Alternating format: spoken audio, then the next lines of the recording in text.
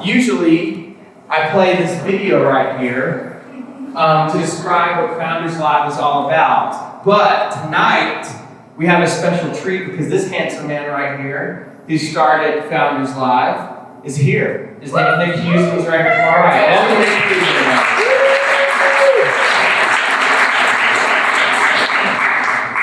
Thank you so much, Stephen. Thank you. So nice to be here. Hello, Phoenix. So last time I was in the city was it was March, and I'll explain a little more about how I got here. But it was March. It was during startup week, and I was very impressed. I was very impressed with your community and Galvanize and just everything that was happening. And I did meet that guy, and you know. Founders Live had been in Phoenix for a while, but then when Stephen came up to me and was like, I want to be the guy that makes this happen and grow it, and I can just tell you that things that are happening now in Phoenix are because of him. So let's give it up. Round of applause.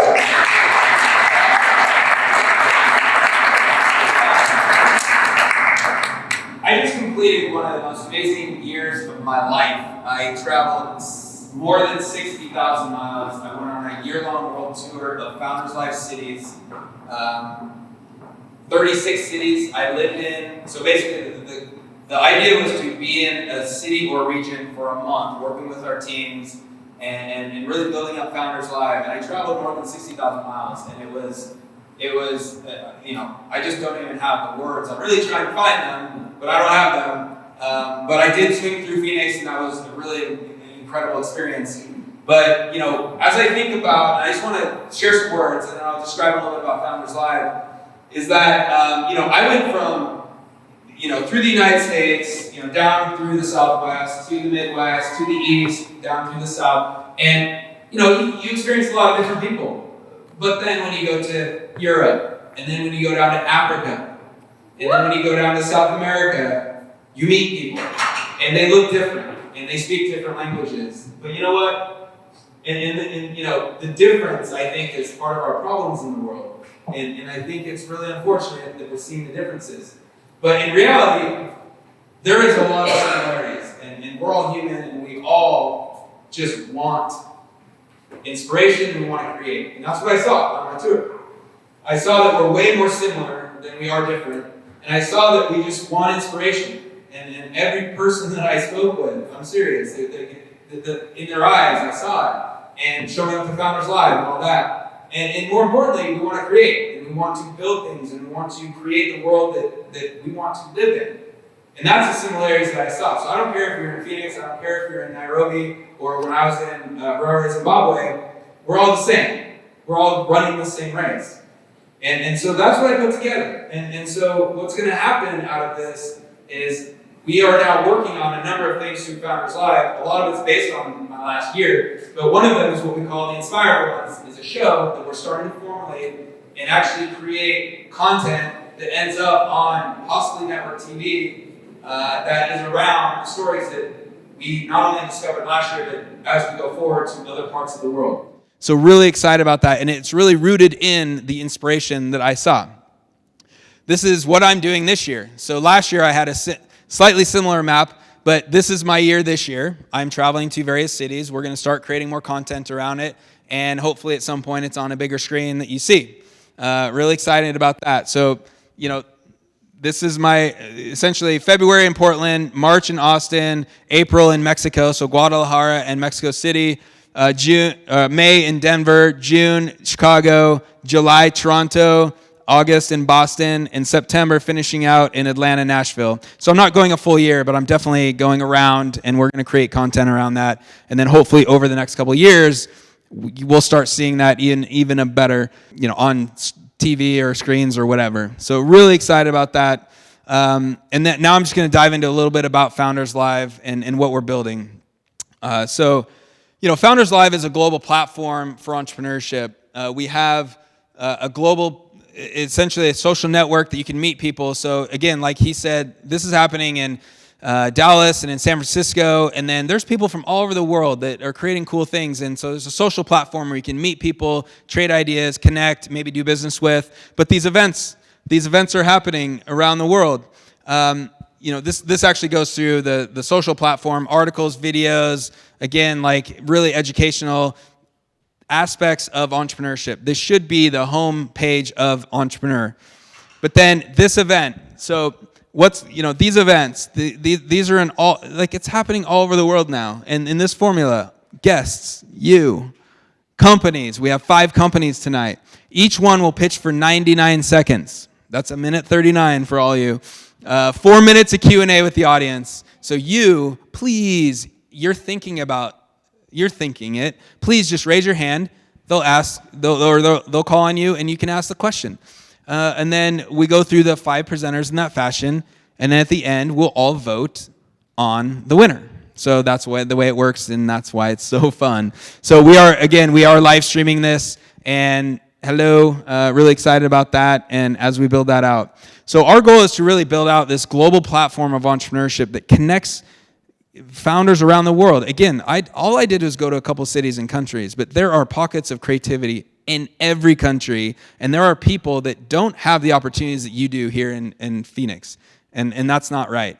So we want to build this platform to connect the world and bring the resources and capital and opportunities to people no matter where they live. Because I don't believe that the fact that where you live determines if you're successful or not.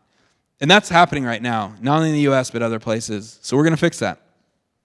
So what started in Seattle, I'm from Seattle. I started this in 2014. It was just a little event like this. And oh my gosh, what happened? It just started to grow. And we're now in roughly 50, 55 cities around the world. A lot more are coming down the line. But that's just a map that is possibly outdated. But all the dots, that's where we are. And really, that's where we are tonight. How about that? But, San Francisco, Dallas happening right now. But, I spent some time in Africa, which is amazing. We're starting to spread around South Africa or South America. It's really, really cool. So Madrid was our 55th city. We launched there in December, which is really cool. And these are the next cities that are rolling out soon. You'll notice that most of them, crazy enough, they're international. So it's more, we're getting a lot more inbound where they're like, hey, I was at an event in London, and I'm from Amman, Jordan. Like, how do we start this in our city? And so we're starting to see a lot of that, which is amazing. If you know anyone in a city, maybe you grew up outside of Phoenix, but you're like, I didn't see the city that I grew up in, and I know people, and this should be in our city. Let us know. Let Stephen know. Let me know. We are growing. We want this in many, many hundreds of cities around the world, and especially in the United States. I mean, there's a number of cities that are on my list, and I've talked to a few of you already, that it just needs to happen. So please let us know if you think this is something that could work in the city that you grew up in or that you live in right now. The last thing I'll talk about, and then I'll hand it back, is the core values, and these are tremendously important, and I believe why it's spreading around the world, because these values they're deep, and they're deep in terms of how people interact and how people should treat others in the world. So the first one is what we call respectful authenticity, and that really just means like, look, be yourself, be your authentic self, but the flip side of that is you have to respect others in their authentic self, and really this is about inclusion. And our industry does have a challenge and a problem with this. And we're coming out and saying, let's be a part of the solution. So let's focus on being respectful and authentic, but also respecting others in their authentic self. And I think that's really important.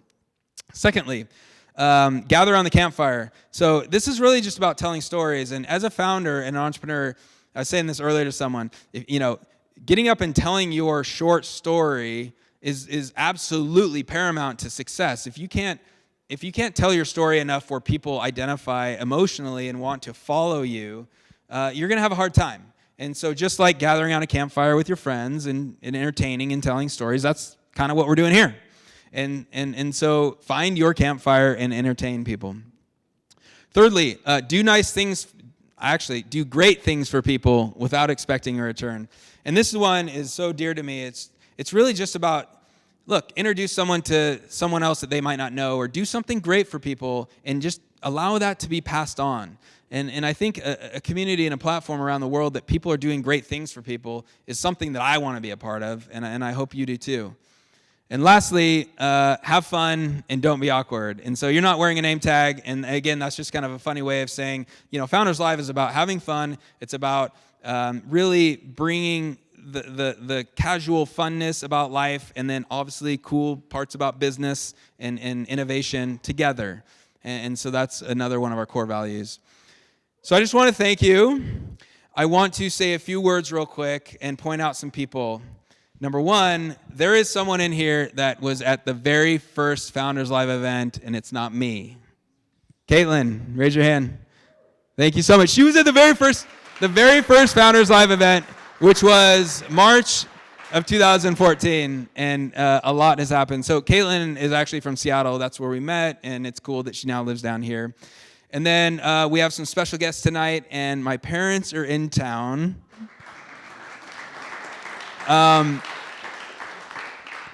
It's so special. So they're from Washington, but they're down here for the month, and this is the very first event that they've ever attended. So, oh my gosh, how cool is that?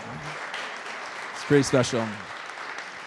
This is special. It's so fun to be here. I'm here until Monday, and a group of us will go out, so if you want to go out a little later, I'm definitely excited to meet you and spend a little more time. So thank you. Don't let this be your last Founders Live event.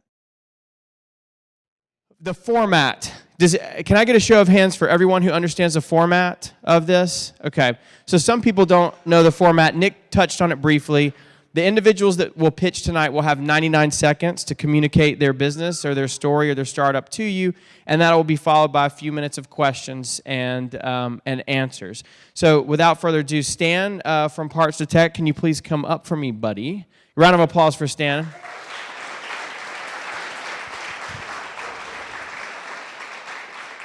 I'm actually really excited to see this. So here is your glorious clicker. This is your microphone. And I will start you. When I say go, you've got 99 seconds. DJ, drop that beat. Thank you.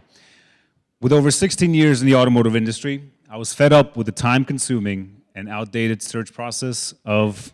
Let me help you. So it's this one right here. Let's start your timer over. Cool. Okay, so it's left for everybody else. Left and right, yeah? Got it. So here we go. And action. With over 16 years in the automotive industry, I was fed up when it came down to sourcing for replacement parts.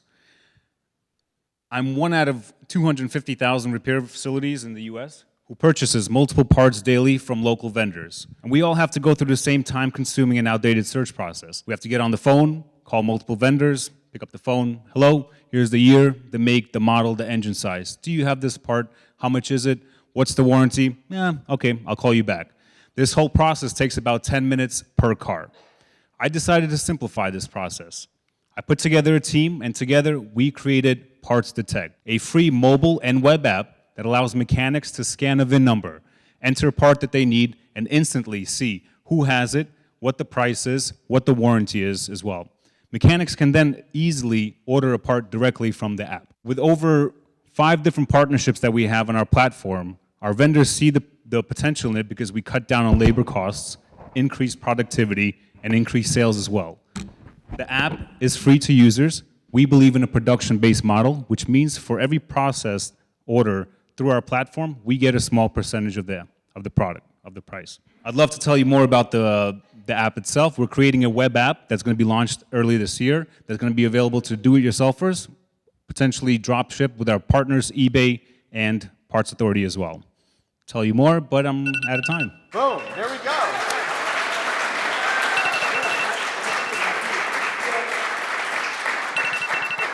So most people... Share the mic. No, it's fine. I'll talk loud. So most people take a lot longer than 99 seconds and they get cut off. So congratulations on being under 99 seconds. It's a big deal. Thank you. So does anyone have any questions? How are you using money? So we're raising our seed fund, and with the money, we will draw more brand awareness through marketing. So that's great, by the way. My curiosity is I started in the auto industry in sales in 1981, so I've been around the auto world for a while. Right. Who's your current competition in this same vertical? What separates us from everyone else is that we are a whole marketplace. There's no one else that actually has multiple vendors on one platform. We are the marketplace. It's a one-stop shop. We give you instant results, and we aggregate all that information from local sources. So you get to see who has it across the street, a mile away, and you can order it directly from the app as well. So you can see their inventory as well. Does anybody else have a VIN-based search model? VIN decoder? Yeah. Does They do. AutoZone, Napa? See, all these vendors have their own applications. Again, we are the only ones that actually aggregate all that and put it on one single platform. What is your biggest challenge? The biggest challenge I would say is making it a habit. You see, the old school mentality is let me call, let me be placed on hold, and the year, the make, the model, and all that. So they're kind of used to that habit, and we're just introducing something new. At the same time, the baby boomers are kind of leaving that industry, and you have the newbies that are coming in, and the age is between 25 and 45. You guys salesy. How are you guys? What's your market plan? So our market plan right now is we've done grassroots, we knocked on doors, introducing the mobile app that way. We also go to conventions. So there's a annual convention, the SEMA show. I don't know if you're familiar with that. We have a booth there. We get to interact with our users, and at the same time, our vendor partners do recommend our services to their commercial accounts. So do you have any existing customers using your product? And if they do, or what was their reviews like? We do. We've been out for just a little over 2 years, and with the lack of marketing that we've done thus far, we have just under 4,000 transactions in the U.S. With the money, we'll actually pour gasoline on the fire. We're also expanding into Canada and into Europe as well. How much are you looking for in your seed round? 650,000 only. How do you ensure your inventory is updated in all the other partners? With every vendor, we work with them specifically on a one-to-one basis. We're not cookie cut. All integration is done in-house by my co-founder. He is their CTO. We get live feeds from an API feed on a nightly basis, so we get instant notification of inventory control. So, thank you so much. So the reason I actually like them running out of time on the questions is because that gives you a reason to go introduce yourself to him after this is all done and ask him another question. And I encourage that after this is done, it's really helpful. I know I've had many founders that have pitched here tell me it's actually really helpful to get those difficult questions both during this and after. So please go up to Stan, have a word with him after this is all done. And great job. So the next individual that we're going to have coming up is Isaiah. Round of applause for Isaiah. And I just want to make sure I'm saying this correctly. Biosyntagma. I'm Isaiah with Biosyntagma, and we're enabling true precision medicine by creating maps of tumors. How many of you know someone who's had cancer? Me too. My connection to cancer came when my mom was diagnosed with Hodgkin's lymphoma. Here we are right before her diagnosis, and here she is after 12 weeks of radiation. Precision medicine has promised us a lot, and a lot of those promises are left empty because of a new problem that's arisen in precision medicine, which is acquired drug resistance. In fact, $45 billion has been spent on precision medicine, and the scarier number, nearly 100% of the treatments that are used end up with a acquired drug resistance where the drug won't completely work or it won't work again. The current industry approach is to take a cancerous tissue, scrape it into a tube, and then treat the patient based on the information from the scrape. Our solution is to take that same cancerous tissue and tile it. You can conceptualize tiling like making a coordinate system for the map that we're going to make. Then we remove a section, and then we process the sample, and we find that the tumor is expressing one gene higher than the other, in this case more orange dots than yellow dots. Now, if you take a whole scrape of the tissue, you could miss the information that those yellow genes or that gene type 2 is giving you. So we don't want to miss that. We take that output and we feed it to our AI platform, which gives us data analysis that we hope to use to recommend treatments that will avoid drug resistance. We've had some great work so far with some pilot customers in big pharma like Pfizer, and we recently finished up a project with Caris and Takara where we made a new method to group patients that have breast cancer. This is kind of our next steps. Thank you, guys. Thank you. And let's have some questions for Isaiah. Who's got a question? Right there. That's a long run. Mia, let's see. chance that you're going to take this direct to consumer like the Ancestry.com or anything like that? Yeah, so I think that would be who doesn't super- want to go direct to consumer because it's like lucrative? I think that part of the hardship with going to direct to consumer tests is that like cancer diagnostics are really challenging. Like we're trying to simplify the diagnostic market by making like with our technology. So it'd be great to go to direct to consumer. We are not there yet. Maybe in the future with at-home tests, but that's not where we're at right now because we use biopsies, so we have to get that from a hospital. Is your product currently eligible through any of the insurance providers? That's a great question. So we're working right now to kind of simplify. I mean, everybody's heard of like insulin being like cost being through the roof, and like even cancer treatments. There was an article that came out that a new drug is supposed to be like $250,000 a year, which like who has the money? So part of our like kind of go-to-market strategy is to simplify insurance payments. So to kind of bring both insurance providers and like pharma companies together and bridge the gap. So we're not there yet, but we would like to, yeah. Sorry, I don't know if I just missed it. Did you say what it is that you're looking for? Yeah, so I got cut off, but that's okay because I went a little long and I had 1,000 slides. So we're currently in the middle of raising a $10 million Series A. And actually, our CEO is in San Francisco right now, probably pitching right now as well. And we are also looking to train our AI model on clinical samples. So that means that we want to have like an actual sample with drug outcomes where we know what the patient was treated with, when it was treated with it, and then hopefully we can kind of marry those to the research we've already done.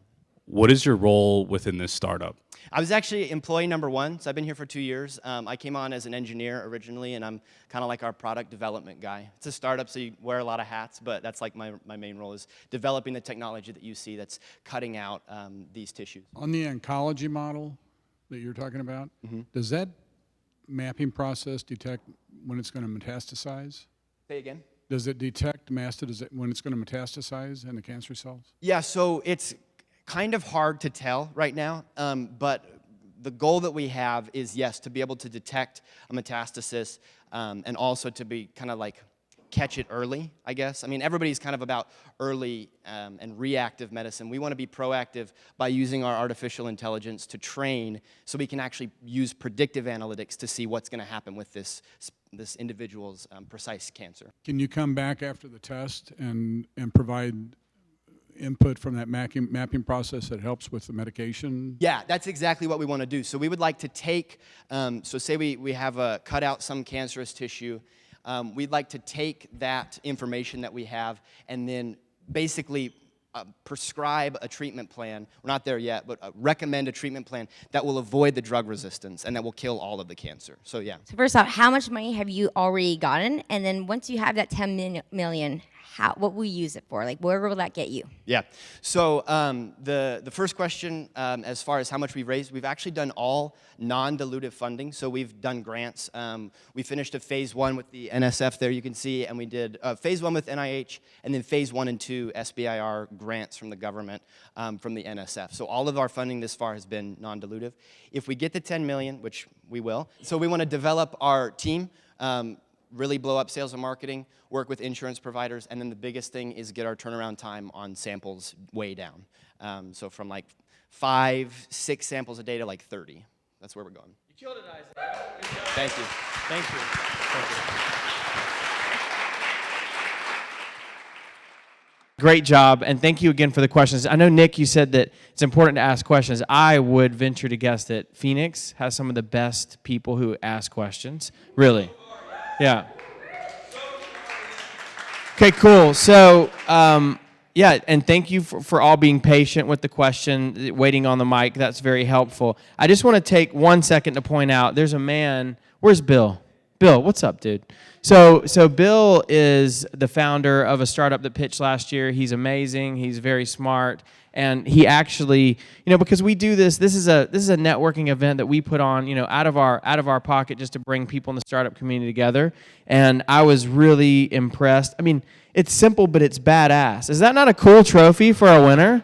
So Bill had all these trophies made for us. Pretty cool, right? Yeah. Yeah. That's nice, right?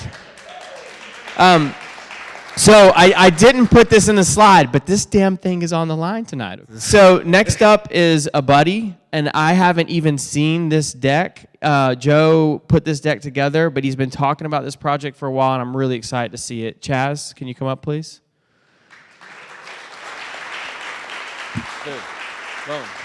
Hello, Founders Live. Thank you guys for having me. I am Chaz Vandemotter. I'm the founder of Social Cycle, a social-first CRM. So Social Cycle was born out of an Instagram growth agency where we worked with over 300 businesses and gained over 1.5 million followers for our customers. And we realized there's a problem on social media. Social media connections on Facebook, Instagram, LinkedIn, Twitter are not being effectively turned into business. We had to do something about it. So we created a CRM that utilizes URL links as a substitute to email addresses as a traditional CRM sense. Now, social media is growing, obviously. We view social media as kind of the yellow pages of consumers. There's over 4 billion people that have a social media profile that is directly attached to a URL link where you're able to actually engage directly with that person. And that number is continuing to rise at 29% year over year. And Stephen mentioned TikTok, over 1 billion users there. And we've identified that people that are personal brands, network marketers, entrepreneurs, people that are generating business on social media, they don't have a tool that allows them to organize their sales outreach and actually generate business. And so we set out to change that. So essentially, our product helps consumers to organize, curate, and execute workflows for sales and engagement and creating a top-of-funnel marketing engine for them on social media in a place where most of the time you're in a wormhole. This allows you to organize it. So, yeah, I'm excited to talk more about it. Thank you. So how much are you guys looking for, and what will you do with that money if you do get it? Yeah, so we're about 8 weeks out from going to market, and we're looking to do a seed round of about $75,000. And essentially we're bootstrapped out here. This is what we do. And so, our marketing agency is also what's funding this. And so we want to keep this in-house as much as possible. But growing our team, putting some dollars towards marketing and getting the word out there for sure. Do you have any other competitors in this space? Yeah, so, hey. So as you can see here, this is engagement focused versus content focused. There's a lot of businesses that are putting energy into helping to curate content and helping people to, essentially automate content, as well as to, perform outreach. LinkedIn Sales Nav, I'm sure some of you guys use LinkedIn Sales, as well as Agora Pulse. It's reactionary, though. It is not an outreach. It is something where you're waiting on people to mention you so that you can reach back out to them. We create an engine that allows you to actually be able to create outreach and engage first. I'm a big Robert Cialdini guy, and it's all about reciprocation. If you can condition your audience into knowing that you care about them and you want to do business with them on places like these social media platforms that aren't being used for business, then it just sets you apart. And Steven's a testament to that, as you can tell with his LinkedIn reminders, So are you helping people acquire contacts or just do more with the contacts they have? That's a great question. So essentially, our main product allows you to organize those contacts, but we've created a Chrome extension where you're able to actually prospect and find relevant people that are contextually engaging on content that's similar to yours. So you type in an account handle, somebody that's similar to you, somebody that has overlap to you, and it'll actually curate their entire engaged audience over the last post, the last 30 days. You're able to filter that and then directly add those contacts to your CRM and begin to trigger a cadence of engagement to them, similar to what you do on like a MailChimp. Curiosity is, everybody these days is being tracked, being watched, being whatever, digitally, right? It almost feels like an invasion of privacy. What are you going to do to overcome that spammy invasion feel? Yeah, so a lot of this is actually just curating your manual engagement. So it allows you the ability to go in and actually talk to people specifically.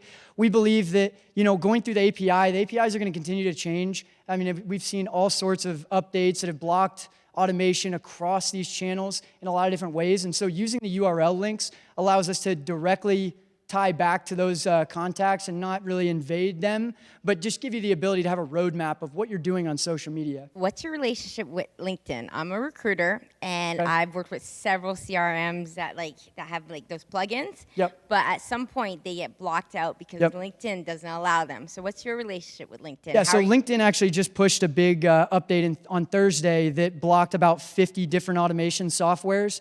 And so essentially what we're doing is using that Chrome extension to prospect. But again, this ties to the URLs as a form of reaching people. So as opposed to actually going through the API, we're actually going through the URL link where you can actually click that link. It'll take you directly to somebody's profile. Appreciate it. No, I'm actually really anxious to see his product. He's been very passionate about it, and it's always nice when someone understands the industry and then develops a product around it. He's a good marketer.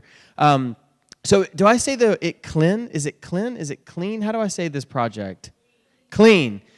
Will you please come up here and see me? Isn't it Diana or Deanna? How do I say it properly? Diana, come join us. Welcome, Diana, everybody. Hi, my name is Diana, and fun fact, I'm from Nairobi, Kenya.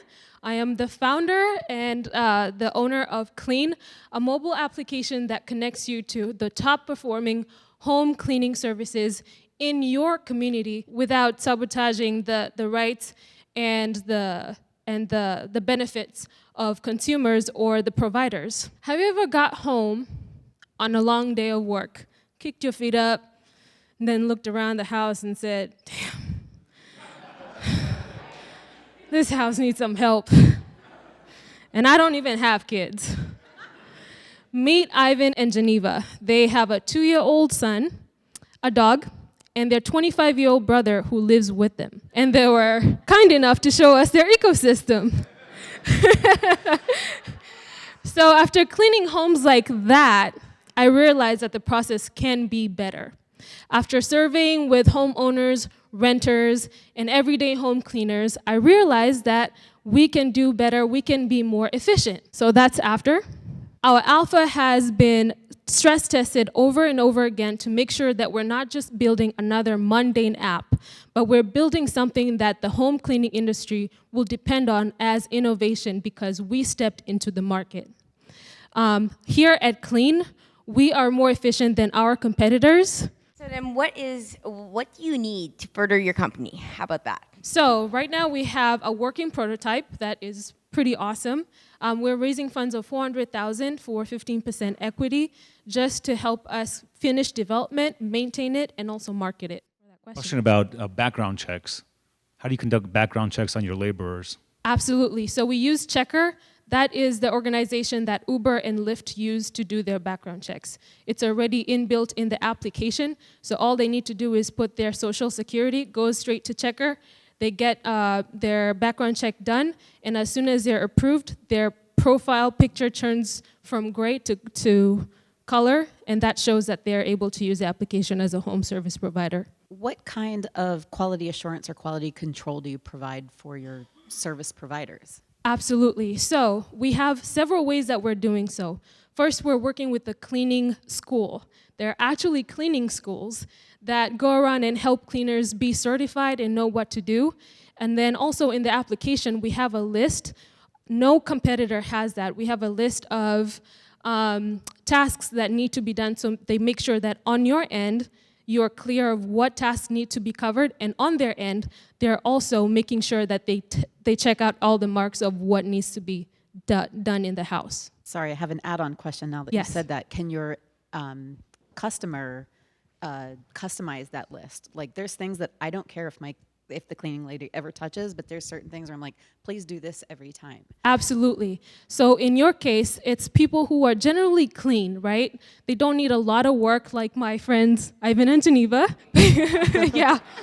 But let's say you have a cat in the house and cleaning the kitty litter is horrible. It's not something fun. You can actually call someone in to clean your kitty litter once a week or once every 2 weeks, or even come and wash and fold. So it's not really that the traditional way is just, oh, let's just put spring cleaning on there, but you can really specify what needs to be done in the house. How do you make money, and are you in revenue? Yeah, so our business model is 2 ways. through advertisement and through getting 20% of what the cleaners get. So the awesome part is, which other competitors are not doing, is that we're working with products, home tech, Roombas. So when you buy products through the application, that money also goes to the home service provider, so they're earning more. The average home service provider earns about $24,000 a year, which is under poverty level. So instead of cutting more on what they're doing, we're just making them earn more from the products they're already using every day. People had questions for you, so they're going to have to do it after. Thank you so much. You did a great job. Thank you. I appreciate it. All right, here we go. So Adam from Belongery, is that how I say it? Adam, welcome. Thanks for coming. Ladies and gentlemen, it's time to engage in better conversation where the gift is to belong. Let me repeat.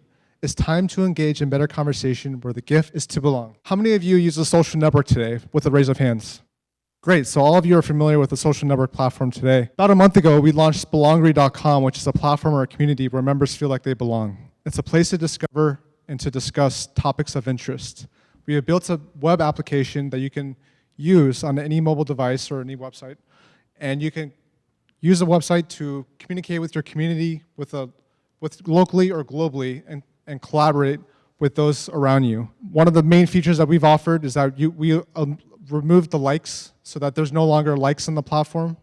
We've seen on platforms such as Visco, if you're familiar with Visco, that there's been a huge increase in mental health improvement as opposed to other social networks like Facebook, Instagram, Snapchat, and Twitter, as there's a lot of people who feel inferior to others who have a lot of large followings and those who have a verified account as opposed to others.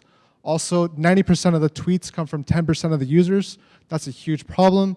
I think that it's important for everyone to have a voice in a democratic society and a healthy society, a healthy community, and we aim to be that platform that enables anyone to discover and discuss anything that they wish to talk about within their community. I founded this about a year ago. I came out with an idea where you can add a subject to an update. It was a public email. It failed. How do you make money? And then do you already have customers? We launched about a month ago. I've used a professional networking app called Shaper, and I've respectfully asked about 250 people to try it out. So far, I have about 670 people who have checked out the website, 75 people who have signed up for the website, and I've randomly asked maybe like 20 or 30 people to sign up of my community or friends. I plan on cold reaching out to people on Twitter. I follow about 5,000 people who have large followings and asking them to try the platform out, to make it a next big thing. And the way we make money is advertisements. There's no denial in it. And we also are thinking about the platform like Visco. Visco offers a way for creators to have better photos, for example. And if there's a way for us to have a better, maybe blogging, for example, better blogs, then perhaps we can introduce that down the line. We have a lot of features down the line. We have a lot of ideas. For example, one of my last companies that I tried to start was cartbart.com, and it was a way that you can compare the price of products inside local stores. So, for example, Facebook has a marketplace. We feel that we can have a marketplace for local stores to compare the price of those local products. You can go to belongery.com, check it out, sign up, and please give the community or myself feedback. My name is Adam Daha. You can add me on LinkedIn. Give me any feedback you'd like. So I'm trying to picture how the platform is laid out, because you said, you're taking away likes, which I think is awesome.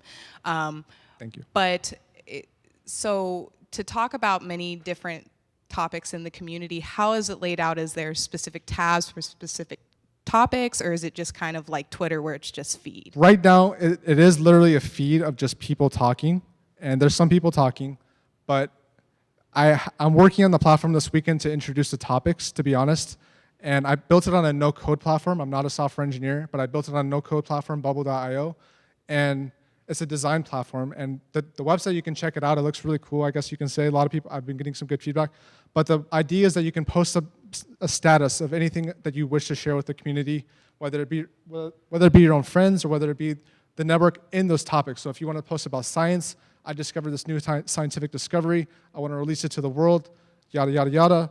Please share with the community and see what you like about it, and you can do that. And if you want to talk about, you want to ask a question, you can ask a question. You want to talk about life advice, you can do that too. I assume you're raising money. How much, and what will you use it for? Yes, so unfortunately, I pitched Bloomberg Beta in May, and I asked them to raise a venture capital round. They said that they don't invest in founders who are now working on the next thing in work development.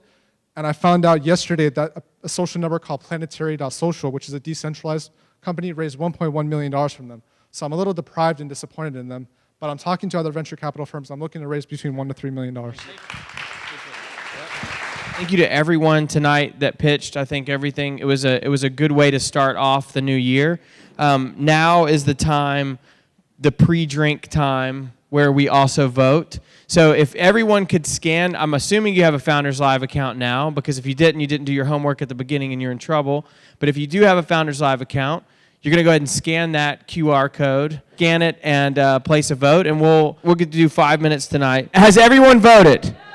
And we have a winner. Are we ready for this? And the winner is Biosyntagma.